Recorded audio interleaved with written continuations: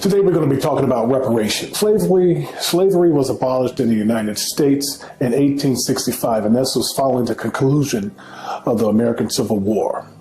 And then the ratification of the 13th Amendment to the Constitution of the United States at the same time. Now, this amendment stated that neither slavery nor involuntary servitude shall exist within the United States or any place subject to their jurisdiction, except as punishment for crime where the parties shall have been duly convicted. I mean, if you're convicted of a crime, you're going to pay the price for that crime. Now, following the conclusion of the American Civil War in 1865, slavery was abolished in the United States. And around that time, approximately 4 million people of African descent in the United States were granted their freedom. Now, I'm a Republican, but the Democrats are back promising items that they feel will draw black loyalty. Take, for instance, Governor Gavin Newsom. He wants to launch the most expensive reparation plan in American history. $250,000 check for every black person in America whose ancestry dates back to the 1800s. $2,000 stimulus checks supercharged inflation. So what do you think reparation checks and the amount of $250,000 for every black American will do to the economy? Think about that for a minute. $2,000 stimulus checks and $250,000. The Democrats having black Americans get their hopes up by chasing smoke and mirrors. Don't forget, at the national level of politics, with the working title, Mission to Study Reparation Proposals African Americans Act, has been put forward as a possible solution, starting with former Governor Conyers, a Democratic governor out of Michigan, all the way back in from 1999, all the way to his retirement in 2017. And still, nothing has been done. It's just been empty promises. Hopefully everyone would agree that before we take any action, we must determine what the reaction will be.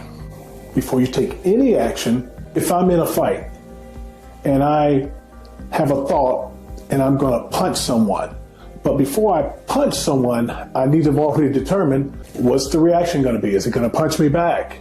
Is it going to pull out a knife? Is it going to pull out a gun? You got to evaluate all these things. That's very important. You just can't be reactive. Now, you got to put a plan together. So how will slavery reparations impact the relationships between blacks and whites? Do you think my white neighbors get a check $250,000 just because some of my ancestors, six generations ago, 162 years ago, were slaves? I don't think that's going to go over well with them. Do Native Americans get any money? Do Japanese get any money for their ancestors who were put into those internment camps? Well, how about women who were denied equal rights for a long time? Do they get anything? Are going to pay back Mexico for taking the entire Southwest? I mean, where does it stop? Will it cost? And we don't have the money to pay for it. We're already 17 trillion in debt. We can't take any more.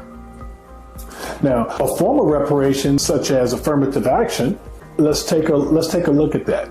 Affirmative action. Every action has a reaction. And how many black people have taken advantage of that? How many black people have taken advantage of affirmative action?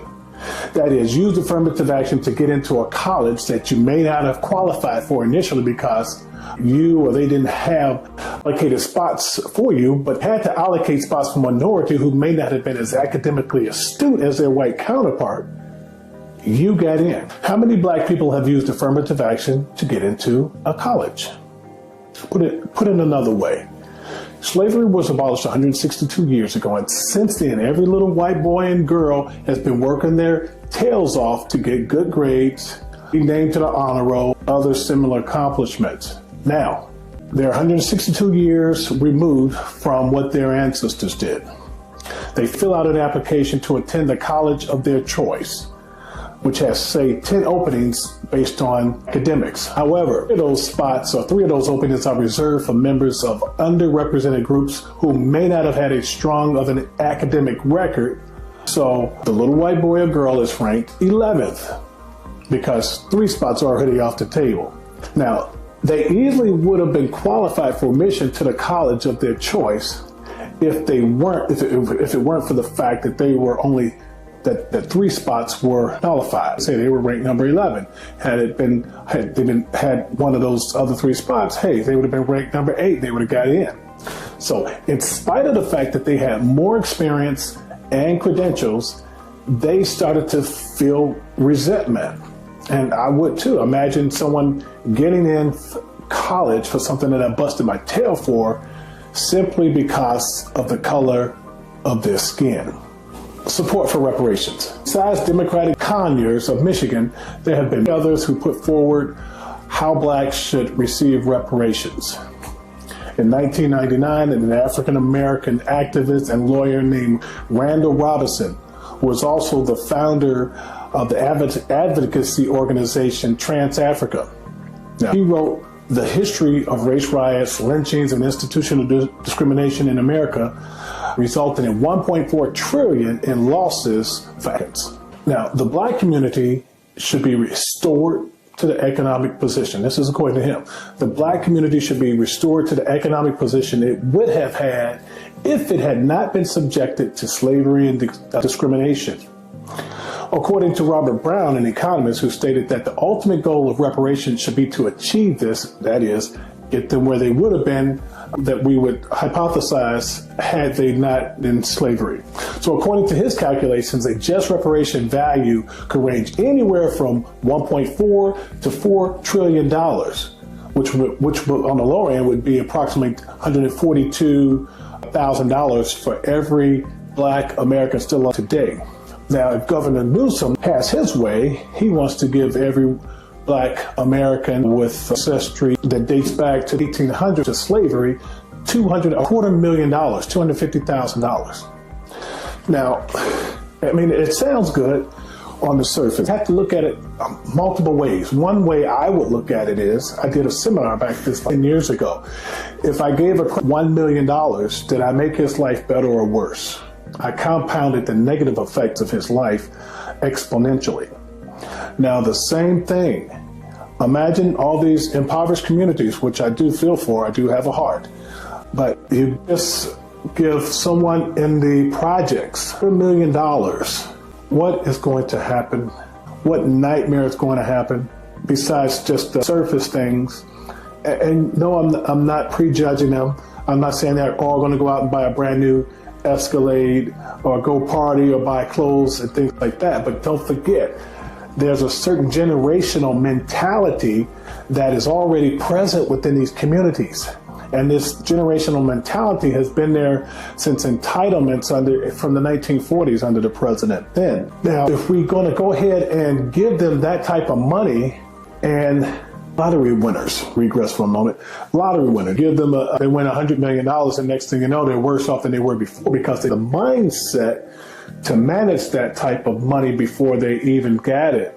So, of course, if they had a $10,000 a year mindset, just because they have $100 million, eventually they're going to settle back down to their mindset of $10,000. And actually, most of them, they've said, are all worse off than they were before because they went in debt. So they spent $110 million and they only have $100 million.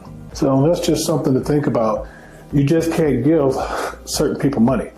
I mean, it would be nice to think that they'll go out and buy a house, pay cash for a house, or buy a house, put their kids through college, do the response, get life insurance, some money away for retirement, some retirement funds, or something like that. But reality has to tell you that for the majority of people, that is not what's going to happen. It's going to actually compound their problem.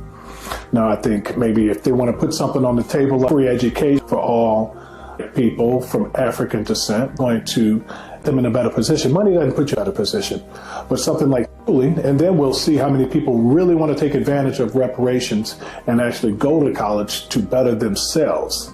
I mean, there's many other avenues that one can take in that respect. But don't forget, even if we do that, then we got to worry about, how are we going to compensate the Japanese? How are we going to compensate the Indians? How are we going to compensate the Mexicans who we took their territory? How are we going to compensate women? The list actually goes on and on and on. It's almost maybe something as small as, which I think has already been done, I'm not sure, a national apology or something like that. I mean, something as simple as that. If not me, but I had an affair on my wife, and I come back and I apologize to her. And if she accepts my apology, then that should be it. My plan would be to let's move forward. Let's not keep rehashing this. Let's just move forward. Let's a clean slate. So the same thing, once these apologies are issued, just say, okay, we're square. We're even. We move forward from this point on. I think that's probably about the best idea, because I can't tell you how many people have been just having in the back of their head that one day they're going to get that 40 acres and a mule. And that little bit it's almost a lottery winner who thinks he's going to the lottery. So he goes into debt thinking he's going to win the lottery. It's the same thing. They have that mentality to say, well, I really need to go forward, or I don't really need to get that advanced degree, or I don't need to start a business because it looks like someone Newsom, I'm going to be coming across $250,000 soon anyway. So I think it's actually a stumbling block for many people. But anyway, let me know your comments in the comments section. And yes, I do plan on running for office here in the Boca Raton area in the future. And I look forward to speaking with you again. Have a good day.